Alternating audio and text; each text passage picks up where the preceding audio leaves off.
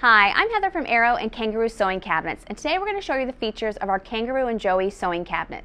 It'll arrive at your house in 5 separate boxes, and it comes in 2 colors, white as shown and also in a darker teak color. So one of the first things you want to notice is just the surface area. It's a large surface area for all you quilters with your large projects. But if you need to shorten that, on the back the quilt leaf extension does fold down, so you can fold it down. There is a lid to cover your sewing machine when it's in the positions. There are 3 separate positions on the airlift mechanism: storage, flatbed, and free arm. So we'll show you those positions here. We've got free arm and flatbed. Also on the front, for you ladies who have knee lifters, this panel removes so you can use your knee lifter. On the drawer over here, we've added an extra surface space, but this comes off, and this becomes just a standard storage drawer for all of your accessories.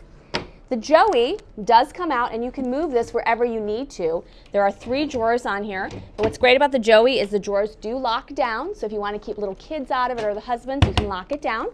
But when you're done, you can shove the Joey right inside the Kangaroo, and it's a nice, neat, compact cabinet.